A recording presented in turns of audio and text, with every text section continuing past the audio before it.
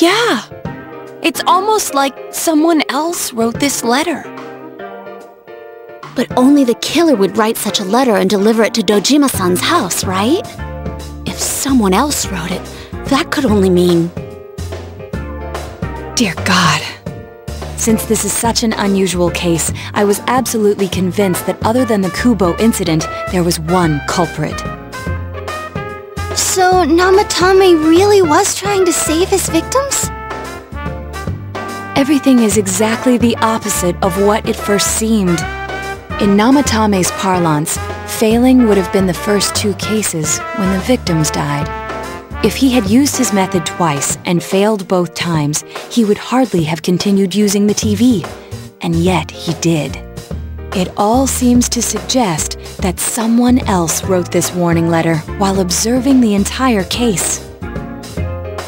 Someone else? Then, it wasn't Namatame that killed Saki-senpai and the announcer? We can't say for certain yet. We urgently need to speak with Namatame face to face.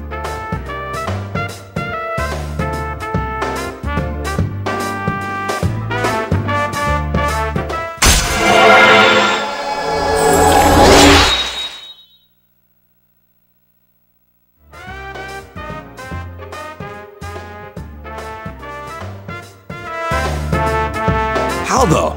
After what happened yesterday, they said they're gonna tighten security. I have a plan. But there's no time to waste. Let's hurry to the hospital.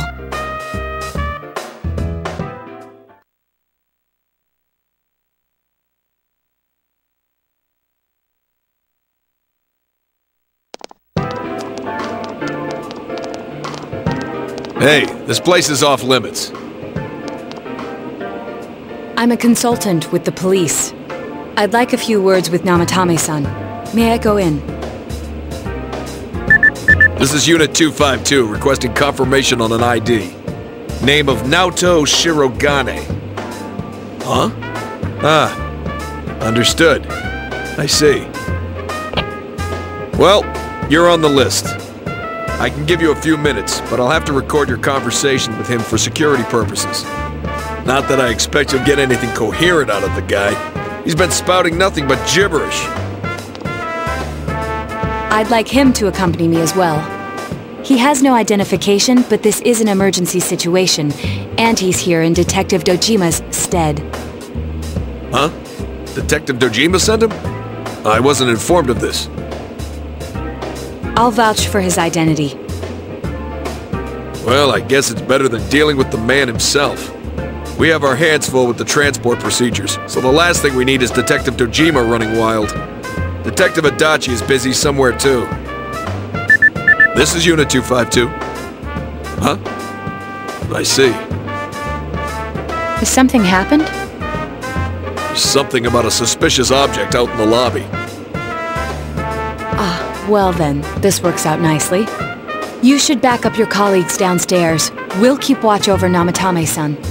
A disturbance in a hospital lobby, after all. It sounds serious. If anything happens, hit the nurse call button. I'll leave the rest to you. Understood. Please be careful. I knew they were undermanned, but I didn't expect it to go this smoothly.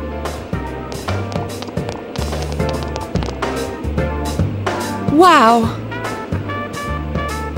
There's nothing much inside that suspicious object, so he won't be gone long. All right, and now's our chance to talk to Namatame.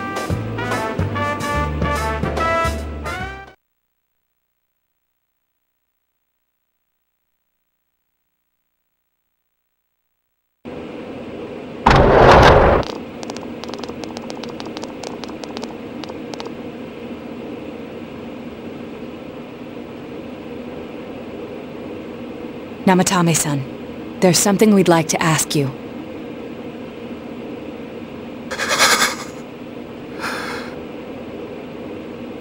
It's tempting to think that you were the culprit behind this entire case. And to be honest, there are many in this town who hope you are. But we are here to learn the truth. So please, answer our questions. Huh?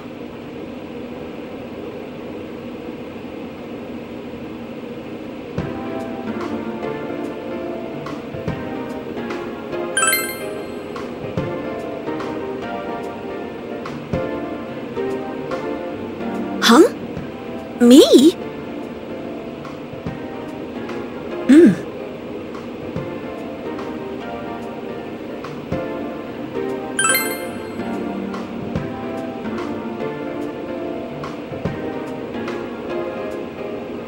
They were killed. I couldn't save them.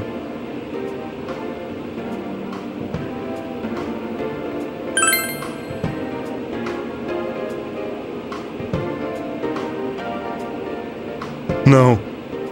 If nobody saves them, they'll be killed. That's why I put them in there. Then tell me if my estimation is correct so far. After discovering the Yamano and Konishi incidents, you realized an appearance on the Midnight Channel meant certain death. Thus, to save her from that fate, you kidnapped Yukiko Amagi. You couldn't let her be killed, so you threw her into the TV, preventing the killer in this world from reaching her. And you repeated the process, as more individuals appeared on the Midnight Channel.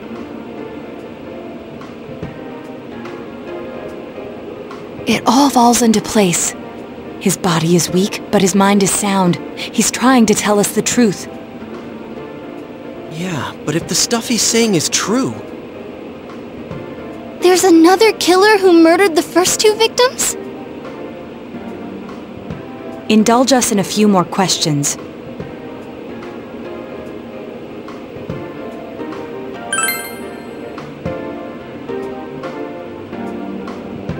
I have no idea.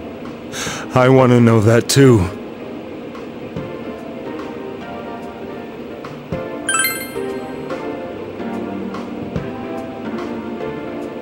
What are you talking about?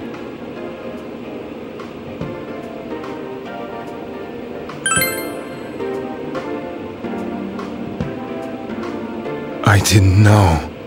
I never thought it would be that kind of place. As I thought. You... believe me? Did they find him? Did they find the one who did such cruel things? Mayumi... Please calm down. Our ability to find the culprit rests on you. We know about the other world. In fact, we're the only ones who can fully understand what you have to say. Only... you? We did blame you for everything at first. But now I think we can accept whatever you got to tell us as truth.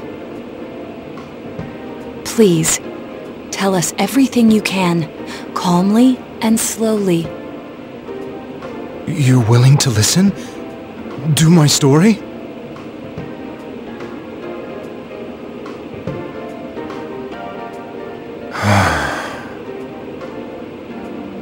All right.